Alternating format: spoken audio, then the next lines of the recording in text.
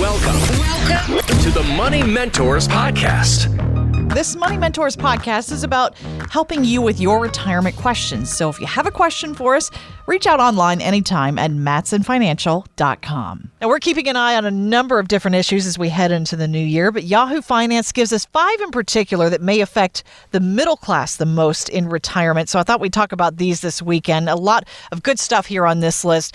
One of the things they're watching is the healthcare cost crunch. We know these costs go up every single year, but for retirees, it's really noticeable, isn't it? Oh, yeah, absolutely. In this year, there's a stat, a 65-year-old couple retiring today can expect to spend over $300,000 on healthcare costs during retirement.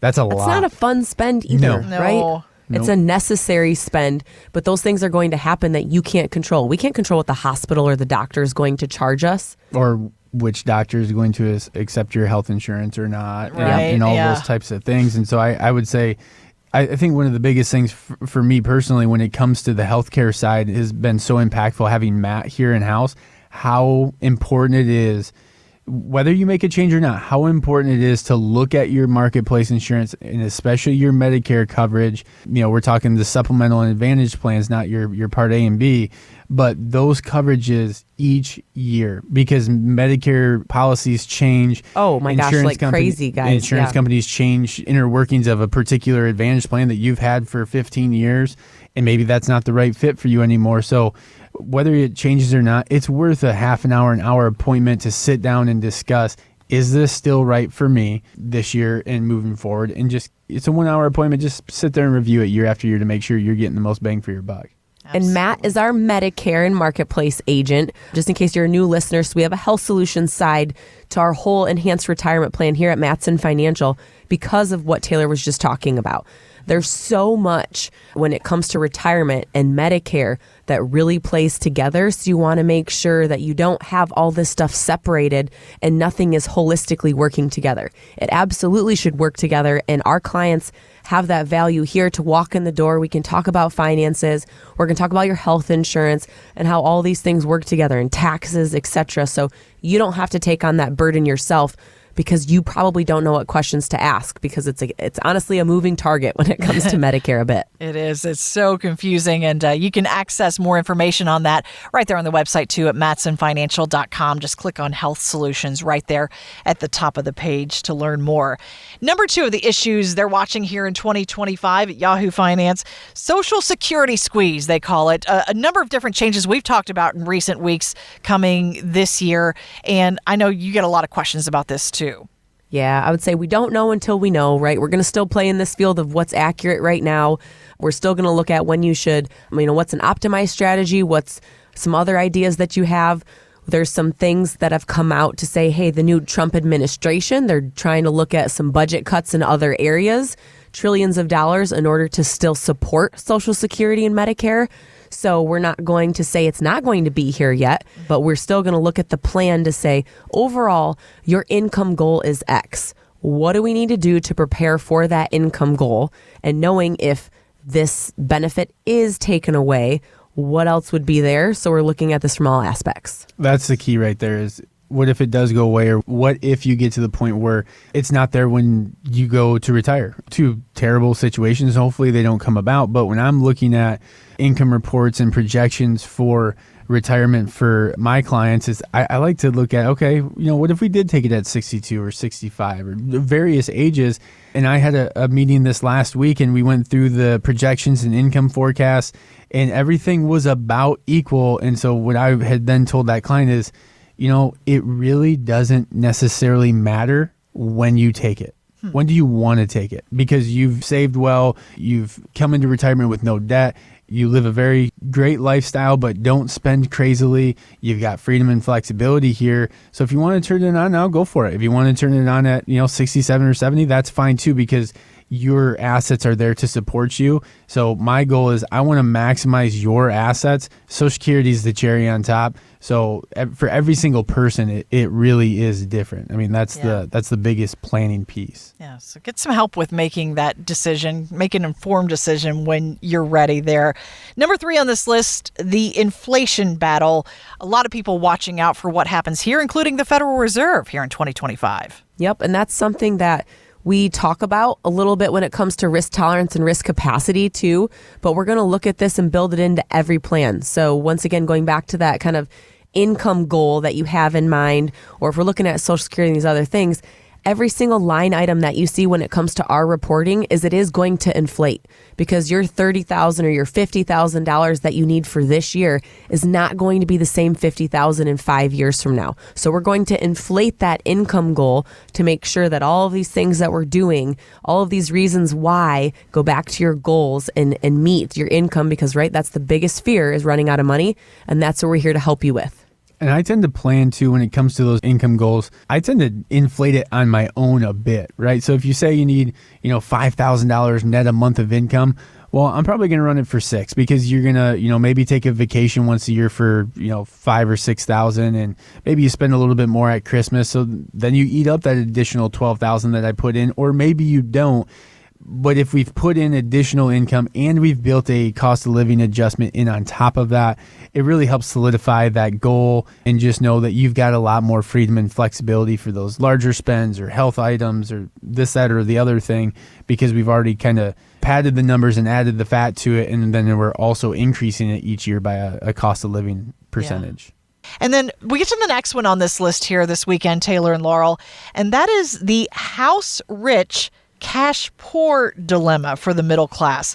Now, a lot of people are sticking with their homes right now because of where interest rates are. Mm-hmm. And those values are still nice and high right now, but you kind of wonder what to do.